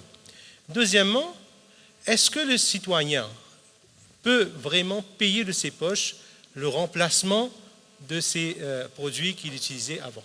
Donc, il y a un travail qu'il faut faire. Il faut s'assurer que si on veut vraiment mettre en place des mesures pour assurer une transition écologique, il faut qu'on on puisse le faire et faire un accompagnement aussi en même temps. Merci, merci beaucoup. Donc c'est le moment pour moi maintenant d'inviter le public. On a très très peu de temps déjà, on a commencé un peu en retard même. Mais il y a deux noms qui nous viennent là actuellement. C'est Antsa qui voudrait intervenir très très rapidement sur ce débat. Allez-y Antsa. Antsa, vous êtes étudiante à l'UDM. Donc veuillez vous présenter, allez-y. Donc je m'appelle Antsa, je suis étudiante à l'ENSA. Donc Université d'architecture ici à Maurice. Et j'ai beaucoup apprécié ce débat. Et ce qui me venait à l'esprit en écoutant les propos, c'était surtout dans mon expérience en tant qu'étudiant. Donc c'est une partie de notre vie dans laquelle nous devenons vraiment citoyens. Et donc à ce moment-là, nous sommes encouragés à nous joindre à des organisations et à trouver des causes qui nous sont chères. Et comme étudiant d'architecture, nous travaillons aussi beaucoup avec l'environnement. C'est cet environnement dans lequel on construit. Et donc, en regardant un peu les organisations, surtout celles qui sont peuplées de jeunes, je me rends compte que souvent, ils ont du mal à se faire entendre. En voyant le civisme des Mauriciens, on peut voir que, oui, beaucoup de Mauriciens sont déjà au courant de la crise climatique qui se passe. Beaucoup, dans leur vie, prennent des mesures. Et au niveau individuel, c'est bien. Mais je pense que lorsque nous sommes collectivement conscientisés, et en plus de ça, organisés, c'est mieux. Mais on dirait que c'est à ce niveau-là que soudainement, les groupes ont du mal à se faire entendre. Et justement, je me demandais pourquoi est-ce que ces groupes de jeunes qui sont les plus concernés, qui sont les plus anxieux par rapport à ces soucis climatiques, pourquoi passent-ils des années à sortir, à faire des pancartes, et pourtant souvent sont relégués dans les discussions. Ce que je trouve assez dommage. Merci. Donc voilà, merci de votre intéressant point de vue en ça. Maintenant, j'invite Jamila, pour venir de long, pour parler quelque chose au niveau de l'écologie. Allez-y. Du débat également, pourquoi pas. Bonsoir à tous. Merci pour vos témoignages et présentations fort enrichissantes. Donc, moi, je voulais juste parler de la gestion des déchets à Maurice. Il y a pas mal, on a parlé du plastique, il y a pas mal de plastique dans la mer. Il y a un nouveau projet de loi par rapport au plastique. Mais je vois qu'il y a un manquement par rapport peut-être au recyclage du plastique. Donc, dans le cadre légal, bien sûr, il y a pas mal d'actions citoyennes par rapport, qui encouragent la collecte et le recyclage des déchets à Maurice, notamment les bandes de Mission Verte. Je trouve qu'il y a un manque de cadre légal, de loi qui inciterait les gens, le public, à recycler leurs déchets. Et on le sait bien, Machicose, notre site d'enfouissement, est bientôt saturé. Donc, moi, je me posais la question, mais pourquoi il n'y a pas de loi qui régit ou qui incite les gens à faire le tri, recycler leurs déchets et vraiment promouvoir l'économie circulaire? Voilà. Très bien, très bien. Alors voilà, ça c'était l'intervention du public. Donc maintenant, nous allons passer au vote. Donc il y a deux options.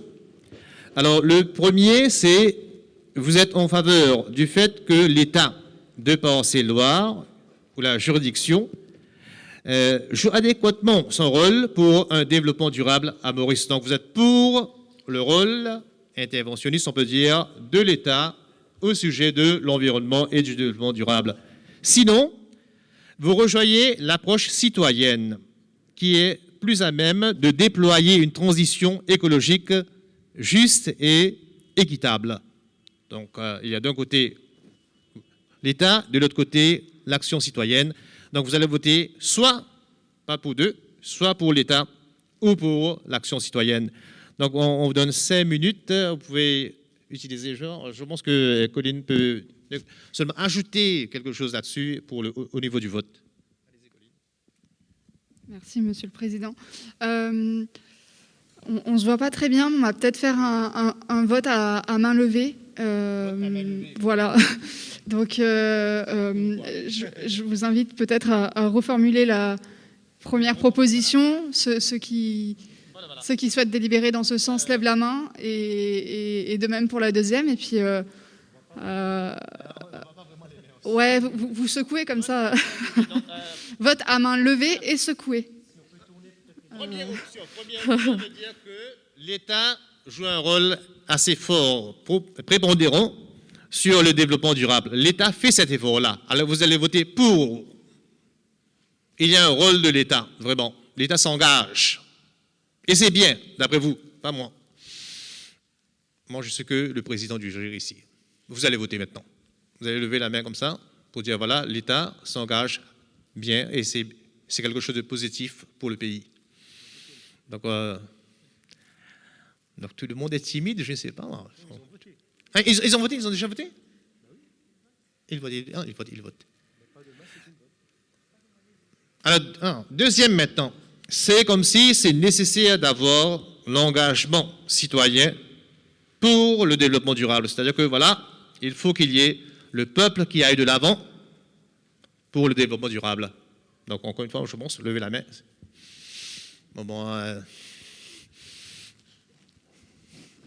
Voilà. Donc, Colline, je pense qu'on a eu le résultat. Alors, c'est presque votre majoritaire, je le pense bien, et vous êtes tous d'accord ici, et en tant que président, voilà. Donc, le verdict vient d'être donné. Donc, il faut qu'il y ait beaucoup d'engagement citoyen, on peut dire, au niveau du développement durable. Donc, ce qu'on veut dire, ce qu'on veut impliquer ici, c'est comme si il y a ce genre de sursaut. Je ne sais pas si peut-être, d'un côté, je remercie bien les intervenants et tout le monde qui était ici, pour parler d'un côté de cette difficulté de l'État. Ça, c'est bien que l'État est là pour développer, pour créer des lois. C'est-à-dire qu'on dit que l'État n'est pas tellement sensibilisé, on est dans notre salon, on est au Parlement, et puis on discute, et on ne vote pas tellement de choses qui sont liées à l'environnement, qui nous entourent de toute façon. Mais quand même, l'État est là. Il y a un effort de la part des gouvernants, d'une année à l'autre, ils sont là toujours pour penser vers écologie. Mais peut-être, de l'autre côté, il y a cet appel des citoyens. Parce que le débat aujourd'hui, c'était cadré sur ce qu'on appelle ce décalage. Donc, vous avez voté pour dire que voilà, ce décalage existe et que le citoyen doit s'engager. Donc, c'est plus ou moins assez plausible, parce que c'était un genre de vote populaire. Mais ce n'est pas, personnellement, au niveau du jury, un genre de vote sanction. C'est plutôt vote populaire parce que vous pensez que voilà, l'État, les citoyens doivent s'engager dans ce sens-là. Alors, on doit penser également à l'avenir, aux générations futures, parce qu'on parle de cette fabrication écologique. Donc, si aujourd'hui vous pensez que vous devez vous engager, certainement il y a tellement de personnes tout autour qui ont débattu sur ce sujet, on a été vraiment pertinents sur pas mal de points. Mais tout reste à savoir au niveau de cette transition, c'est-à-dire que peut-on faire bouger ces valeurs aux générations futures? Il y a beaucoup d'arguments, on peut parler longuement sur ça, mais simplement pour vous dire qu'il y avait une génération du passé, des gens qui étaient pauvres, qui n'avaient pas des moyens, on n'était pas une société de consommation, on achetait comme ça, au petit bonheur, de petites choses, dans un cornet on appelle ça, et beaucoup de choses qu'on pouvait recycler. Ça c'était le passé, les années 70, et bien plus auparavant que ça. Et malheureusement, maintenant que l'on constate, c'est une société de consommation, on consomme tout là, que ce soit papier, bouteille, tout, je ne vais pas dire les noms, des boissons gazeuses, du poulet ou quoi. Alors nous sommes un peu dans cette logique-là qu'on consomme et que malheureusement les actions aussi au niveau des citoyens ne se pérennisent pas. Donc ce qu'il reste à voir, c'est comme si nous, en tant qu'académiques ici, nous sommes venus là pour nous débattre un peu sur ce thème. Mais l'essentiel, c'est à nous tous finalement, de partager ces valeurs-là, d'insister, de croire. Voilà, il y a tellement de documentation qu'il y a eu sur le développement durable. Il y a même une petite Bible que j'ai actuellement, Le Monde sur le développement durable. On n'a pas seulement appris de ça, mais ce qu'on veut, c'est faire parvenir ces idées, faire pousser ces idées aux générations futures, aux jeunes qui vont devenir, eux, demain, les leaders qui vont, eux, gouverner le monde. Donc, c'est à ce niveau-là que je pense que nous pensons, d'une façon commune, tout le monde ici, qu'on doit partager ces valeurs. Bon, on a voté pour l'engagement du citoyen, et moi, je suis partie prenante comme tout le monde. Donc, merci à tout le monde pour votre excellente participation. On ne pensait pas qu'on pourrait faire bouger ce débat. C'est toujours comme ça. On débute par la timidité tout le temps. On est un peu incertain sur les idées, mais du moment où le tempo monte, où la mayonnaise monte vraiment, ça devient un débat intéressant. Et c'est déjà nuit, et puis on a dépassé très, très facilement notre 1 heure qui nous a été donnée. Donc, merci beaucoup. Et nous sommes très enchantés qu'il y aura une belle suite musicale avec le Sapin Culture. Merci également à tous ceux qui nous ont aidés pour venir sur ce plateau et présenter ce débat. À la prochaine.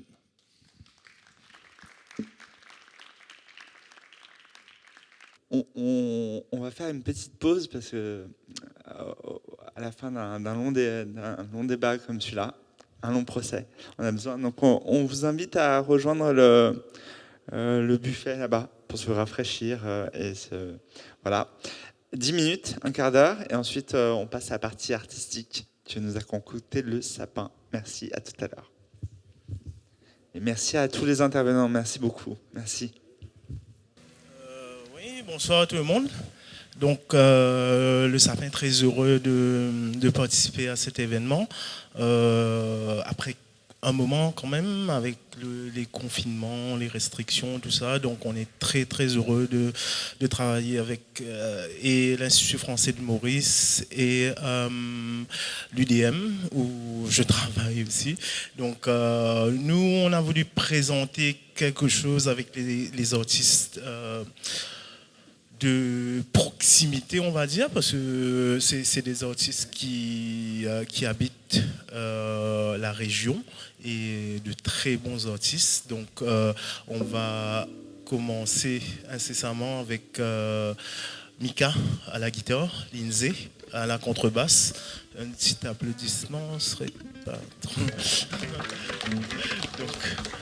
Donc, et puis, comme slammer, il y aura Kelly,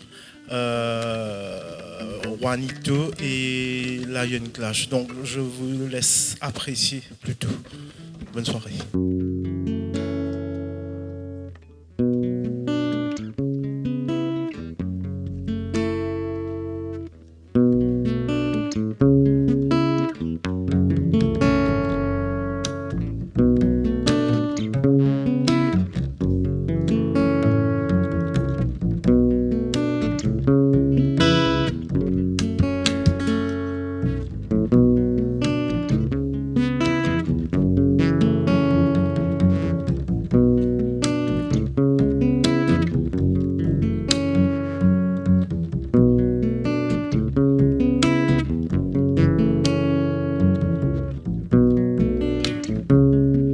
Bonsoir tout le monde. J'espère que tout peut passer un joli petit moment pour la nuit des idées. Aujourd'hui, nous pouvons causer un peu toute qualité changement. Parce que tout ce qui peut passer aujourd'hui, il y a beaucoup de changements, il y a beaucoup de remises en question qui nous peut bien faire.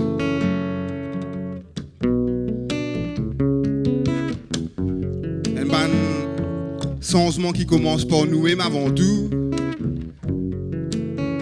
Un bonne affaire que nous pouvons bien nous-mêmes évoluer.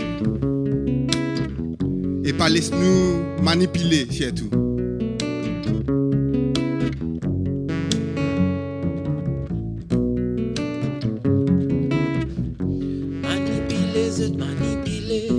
Je tape la main chaque fois qu'il est. Sans sa mentalité. Devant toi, rier derrière costaud causé. Manipuler, je tape la main chaque fois qu'il est. Sans sa mentalité. Devant toi, rier derrière costaud causé. Mon n'a pas comprend sa bande stigmate. Les œufs bouffonnés comme une bande primate. Bam plus grand volet à mettre cravate. Pour couillonner the t'amène rôle diplomate. Moi dans sa société qui craigne malaise mental. Plus sentimental qui sentimental.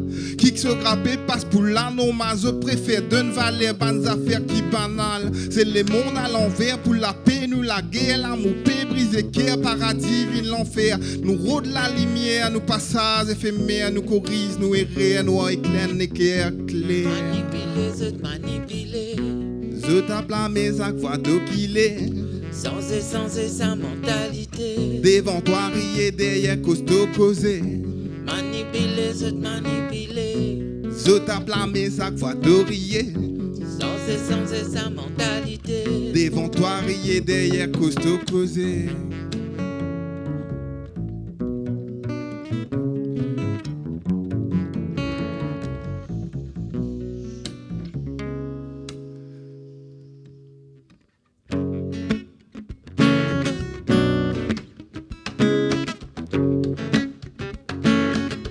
Ouais, si je file ça fait là, pas hésiter à taper la main, comment dire.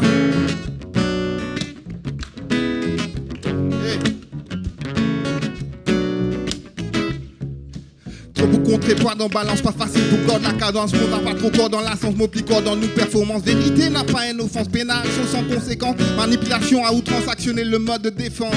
Moi, essaye, comprends-toi, toi, essaye, comprends-moi, nous fit tirer pour ça part. Essayez, faire un pas, moi essayez, faire un pas, nous avons pas. Moi essaye, comprends-toi, toi essaye, comprends-moi, nous fit tirer pour ça part. Essayez, faire un pas, nous avons pas. Manipuler, je t'applamé chaque fois tout qu'il est. Sans sa mentalité, devant toi, rier derrière costaud causé. Manipuler, je t'applamé chaque fois tout qu'il est.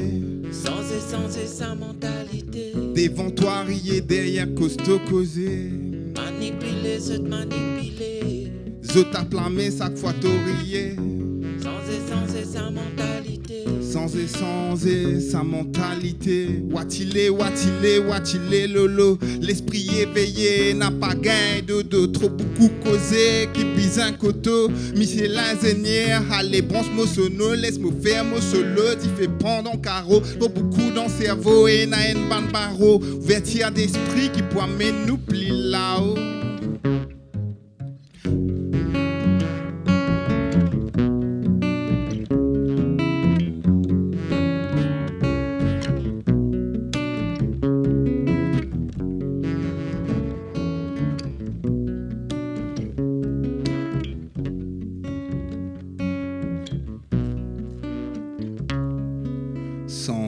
Sans cette mentalité.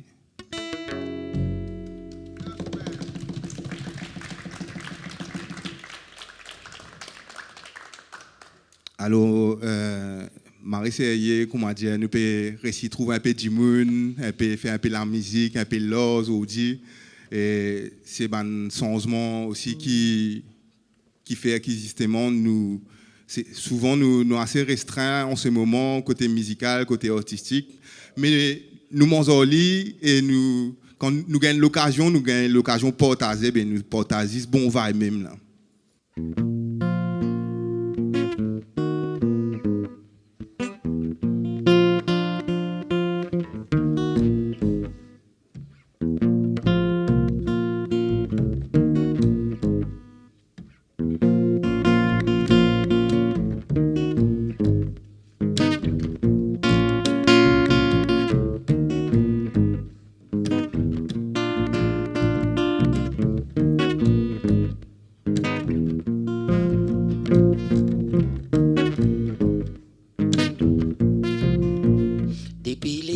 Qui nous peut naviguer dans sa marée noire.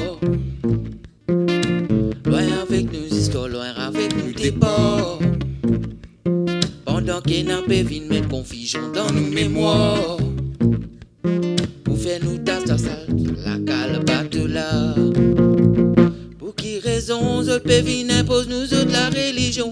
Le pévin impose nous autres bonnes conditions. D'autres envie qui nous mentent d'après autres visions. Pour faire nous oublier qu'il a mon bon Dieu là.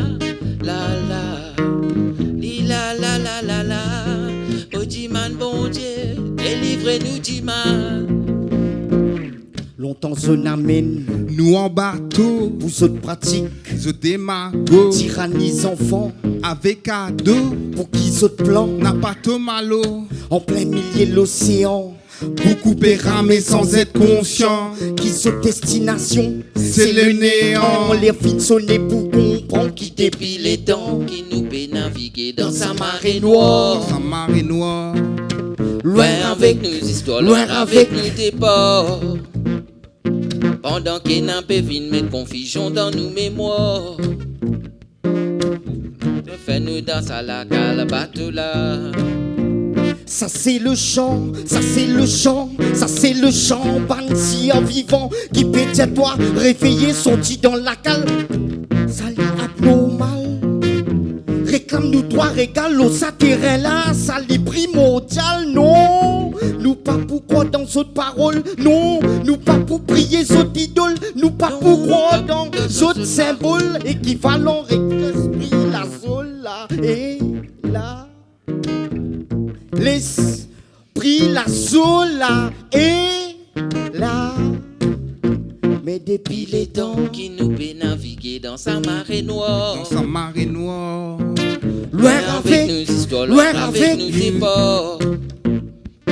Pendant qu'il n'a pas vu mettre confusion dans nos mémoires. Au fait nous danser à la cale bateau là. Raison, the pévin impose nous autres la religion. The pas de conditions.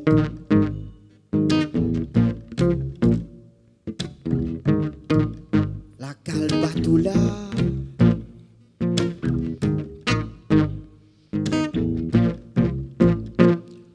Non, nous pas pourquoi dans ce symbole. Non, nous pas pour prier ce idole. Nous pas pour oiser nous défendre ce symbole. Équivalent avec la zone. L'esprit là et là. La zone, l'esprit là et là. On gagne.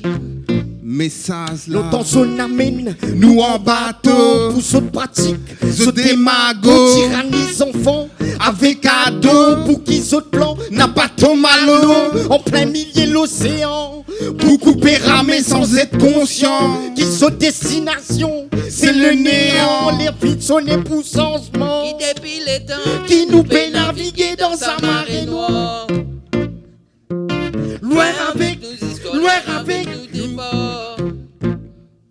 Pendant qu'elle n'a pas vu mettre confusion dans nos mémoires. Toute l'envie fait nous tasse à la cale bateau là. Tasse à la cale bateau là.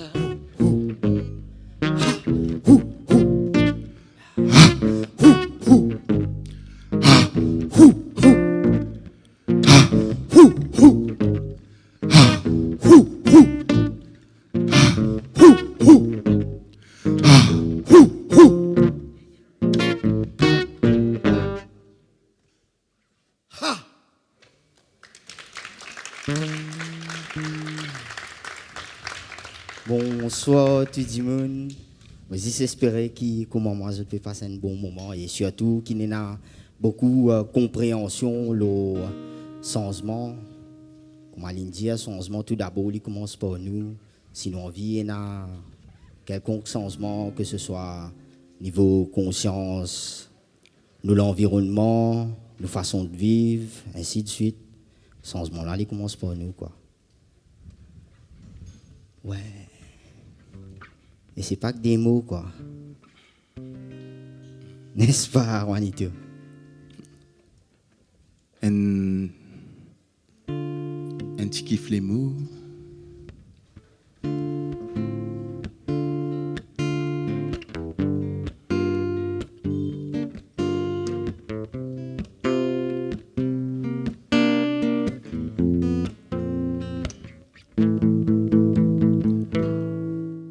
Je kiffe les mots, pas les mots de tête, mais bien les mots qui proviennent de ma tête.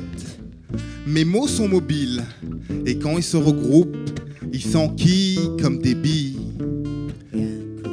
Mes mots sont mon moteur et je suis jamais en panne de mots.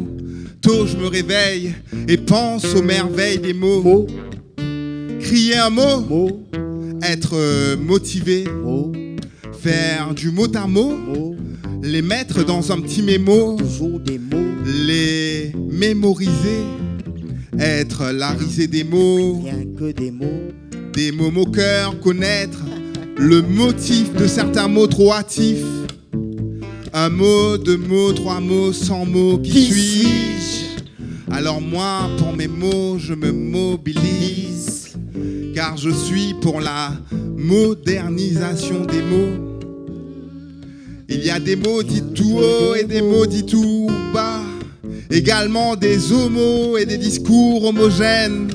Mais moi, je kiffe les mots, pas les mots de tête, mais bien les mots qui proviennent de ma tête. Rien que des mots, toujours les mots, les mêmes mots.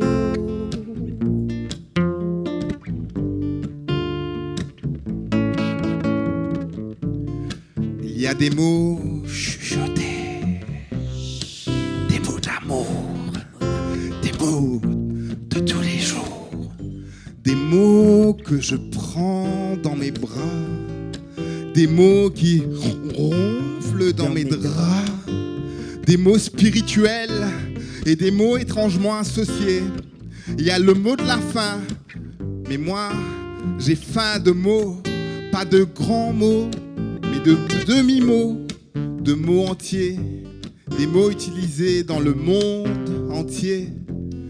Je suis un amateur de mots, croisés, fléchés, mêlés, démêlés, le vrai sens des mots, jeu de mots, jouer sur les mots, c'est là une petite démo. Non, c'est pas mes derniers mots. En un mot commençant, je kiffe les mots. Rien que des mots.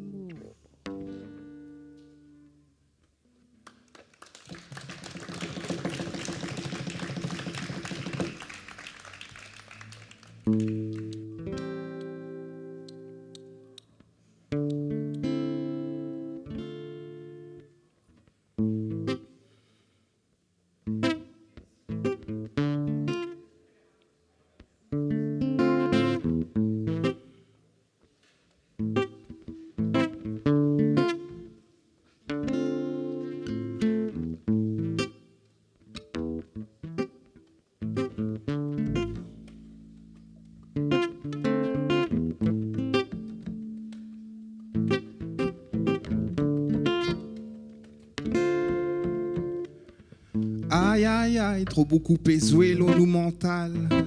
Zot faire nous croire qu'il nous tout nous la vie égale. Zot prêt à tout pour briser l'unité nationale. Aïe, dis à moi qui peut arriver l'homme île tropicale. Aïe aïe aïe, trop beaucoup pesé l'eau nous mental. Zot faire nous croire qu'il nous tout nous la vie égale.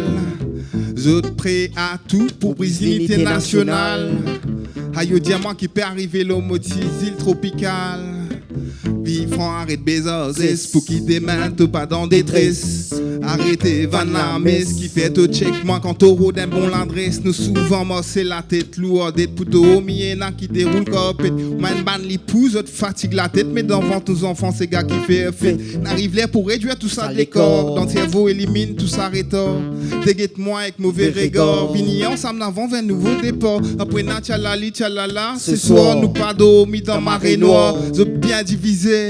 Pour qu'ils autres cavacs, c'est de pouvoir. Oui, aïe, aïe, aïe. Pour beaucoup peser l'eau nous mental.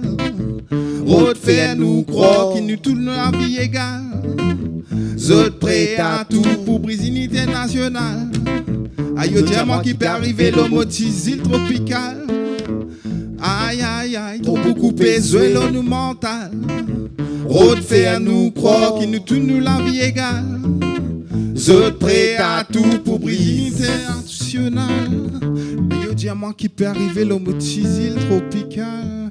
Trop beaucoup amène rôle contrôler. Mota te corde si te vins contrôler. Tout le monde est dans droit, respire bon l'air. Capte message des enfants de l'univers. Moi, n'a cam qui peut plier à zèle. Toujours la cambizin portazé. Les cœurs ouverts, sentiments qui dégazent. Remercier l'univers pour moment passé. Devant la monde, tout nous égal. Aucun risque pas mené en bas de pied ton balle. C'est ville et bien, pour se faire du mal. Et sincèrement, ça, il n'a pas normal. Naviguer jusqu'à l'horizon pour planer. Nous pas de saison, pas pour rentrer dans pièce division. Beaucoup trop loin dans nos visions. Dans nos visions. Aïe aïe aïe. Aïe aïe aïe.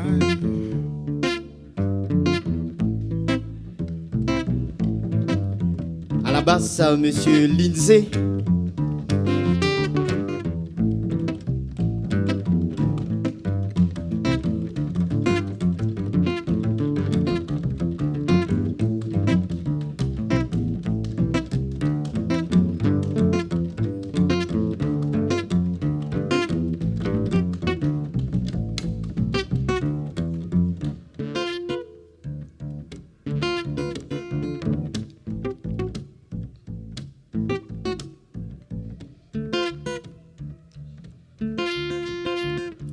Et les vives font partie nous des vies. Nous pas là pour nous prive. Encore moins pour servir. Tout ban c'est qui déguise. Centre nous méprise. C'est l'unité qui nous vise. Allez prends ça en guise. Chaque phrase résonne comme une claque. Mon retourne comprend qui me défend c'est l'attaque. Un attend ta cale qu'il est non n'est pas fait pour bric-brac. Nous des a dit à qui non. Non, nous pas qui les enfants piquent en flaque. Et tout ban mauvais pensée. Allez, move. C'est le côté qui nous pensait. C'est quand ça groove. C'est quand ça groove. À la guitare, monsieur Mika. Aïe aïe aïe, trop beaucoup pesé l'eau nous mental. Road faire nous croire qui nous tout nous la vie égale. Autres prêts à tout pour briser l'unité nationale. Leader vocal, aïe, dis-moi qui peut arriver le mode île tropicale. Aïe, aïe, aïe, trop beaucoup pesé l'eau nous mental. Road faire nous croire qu'il nous tout nous la vie égale. Autres prêts à tout pour briser l'unité nationale. Aïe, dis-moi qui peut arriver le mode île tropicale. Qui te peut crier, qui te peut pleurer, c'est qui peut arriver te fin rôder. Si tu pas fin rôder, ça fin morquer. Ça qu'un son fort d'eau, bizarre soyez. Mon capable qu'on sait toi qu'on m'a brave ça. Mon capable toi qu'on m'a lave ça. Mais soyez ça pour toi pas capable ça. Dis-moi là-haut et toi c'est la base quoi. Qui te dit quoi raconte tout dis-moi ton problème ça pour faire qui te poutre. Laisse-moi faire toi connaître qui te peut commettre un erreur, c'est mes pieds des poisons.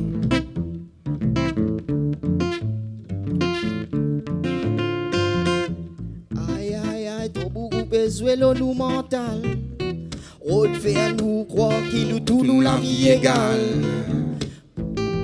Pour vise l'unité nationale, aïe dis-moi qui peut arriver l'île tropicale. Et si ça côté au moins, moi colique de toujours, Mr. Lion Clash.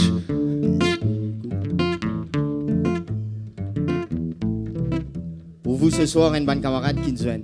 Merci beaucoup. Merci.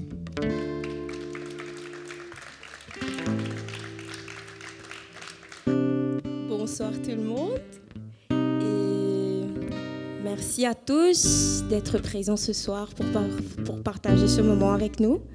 Merci Lion et Juanito. Merci Mika et Lindsay. Alors, le changement. Le changement est partout, il est en nous, il est dans ce que nous faisons, dans ce que nous ressentons. Le changement est perpétuel. Il faut l'accueillir. Et récemment, j'ai lu, comme par hasard, un truc qui disait « Pour entreprendre le long voyage du changement, il faut chausser les bottes de la conscience de soi. » Donc aujourd'hui, un petit texte d'un moment de ma vie où je voulais trouver la vie pour qu'elle ne passe pas à côté de moi.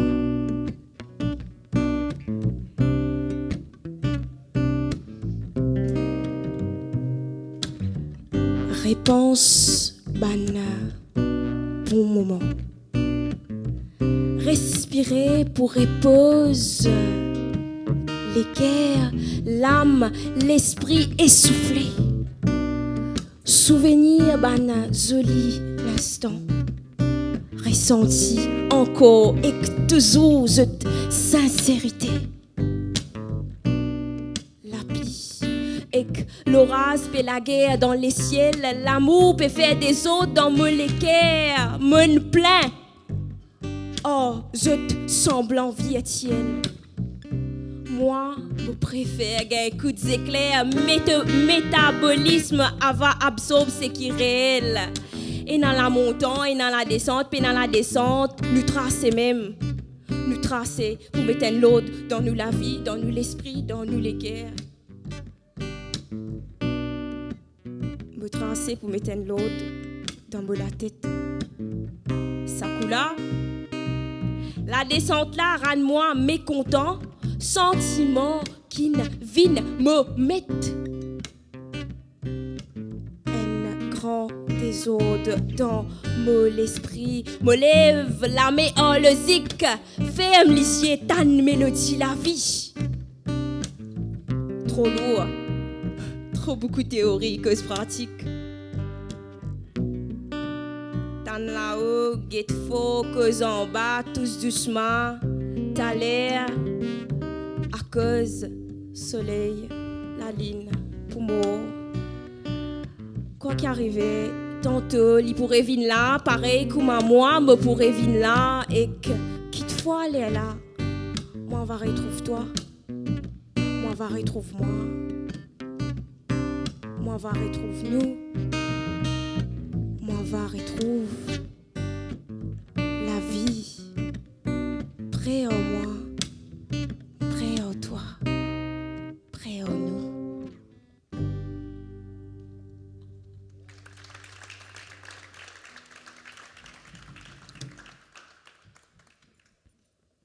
Me redis encore qui me vraiment content qui me là et ben dimanche spécial en petit comité comment on dit quantité pas compter qualité qui comptait et là me pour faire mon texte le changement. Je peux sortir mon papier au moins. Disons que pas moi qui ne vient il ne vient au moins, comment dire, un camoite. Et que là, changement.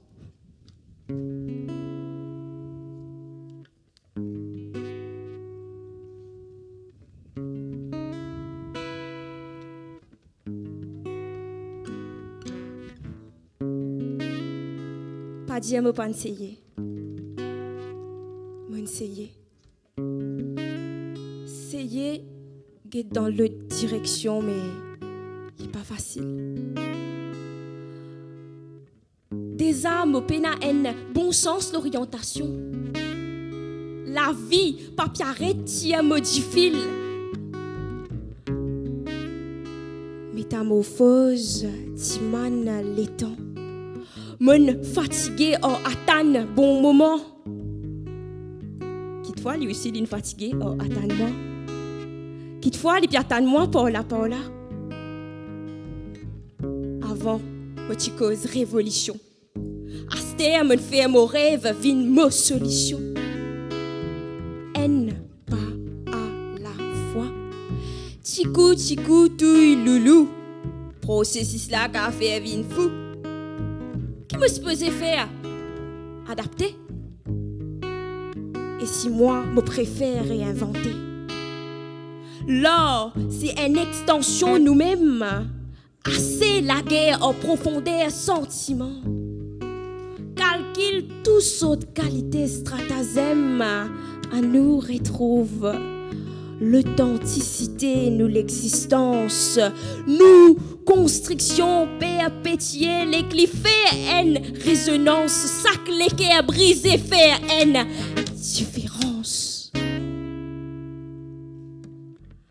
En tant qu'ils paraissent productifs, quelquefois nous confort trouve dans l'inconfort, dans difficulté, facilité, l'habitude d'une vie, nous la prière. Mais jamais nouveauté qui rime avec malheur. jamais nouveauté. Tu rimes avec malheur. Casse timing, frère. Tic-tac, réveil, capable, vine, tic-tac, pour création, ban merveille. Reggae de question, au lieu de réponse. Reggae de question, au lieu de réponse. N, phase, ça. Transformation, paquetlase. Qualité, bien plus important qui quantité. M'aurait dit qui qualité plus important qui quantité. La vie, une vague qui sort et nous. L'amour, c'est pas ce qui te dit. L'amour, c'est ce qui te fait. Et que la vie, c'est ce qui te dit et qui te fait.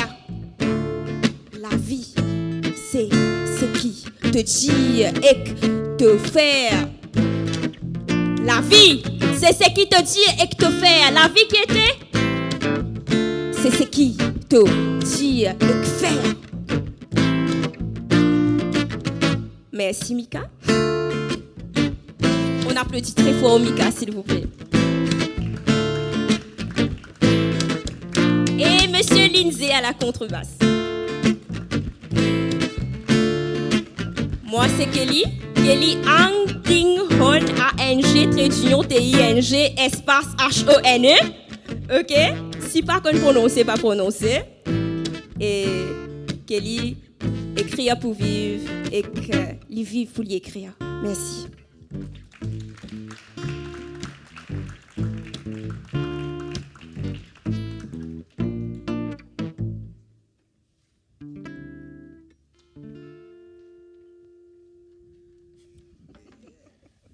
Donc, bonsoir. Jusqu'au dit, étant donné que nous pouvons partager un petit moment, ben, nous avons partager avec un frère qui s'appelle Raskenko.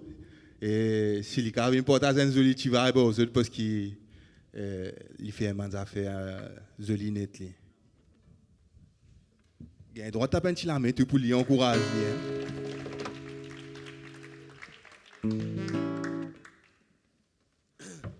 Bonsoir à tous. Yeah. Bon, présentement, Raskenko, habitant le Camp-le-Vieux, on est content, joli calotte musicale aujourd'hui. Faire molisier, laisse-moi l'esprit aller. M'a remarqué même dans mon rêve, mon coup même condamné. Emprisonné, soi-disant dans un monde libre. Et c'est respirer ici, franchement, n'est plus possible. Pour moi, les mondes n'y prêt crouler. Tous les autres, trop beaucoup d'issants à couler. Renfermé dans un tourbillon de détresse. Trop beaucoup de familles vivent une overdose de tristesse. Mauvais molisier pour guetter qui peut passer des hauts. Me trouve bonne vérité qui donne la raison d'eau. Me fin apprendre qu'il l'amour qu'a fait toi vie plus faux. Et n'a pas cultivé après fini tes mimos. Me intendir, riez bon pour la santé. Me peine comiquement, me pas pourri pour nonnier. Me tu perdu l'amour à cause faire face à la haine. Tu peux perdre la foi à fausse vivre dans la peine. J'ai fait quitte moi pour faire face à moi-même. J'ai fait guide moi pour faire face à moi-même. Il donne-moi la fausse courage, pas fond tout pas de problème. La haine dans la tête, l'amour dans les cœurs. Get tout ça, souffrance, mon gain mal au cœur. Ici la terre bétonne à l'envers. Parce qu'il y a une différence entre ici avec l'enfer. La haine dans la tête, l'amour dans les cœurs. Comme on get tout ça, souffrance, mon gain mal au cœur. Ici la terre bétonne à l'envers. Est-ce qu'il y a une différence entre ici avec l'enfer? Entre ici avec l'enfer.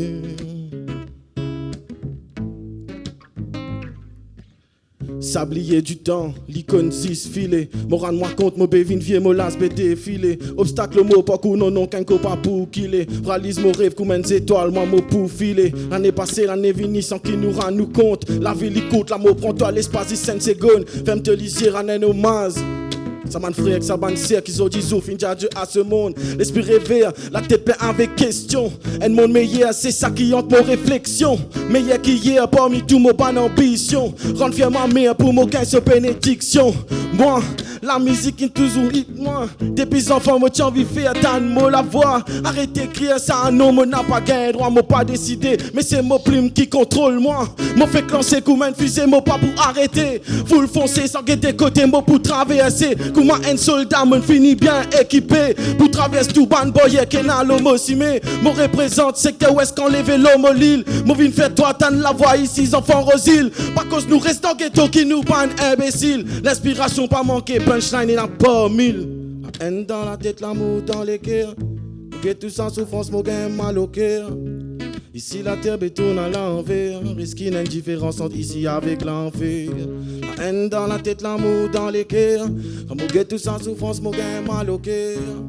Ici la terre bétonne à l'envers. Risque une indifférence entre ici avec l'enfer. Entre ici avec l'enfer. Entre ici avec l'enfer. Merci.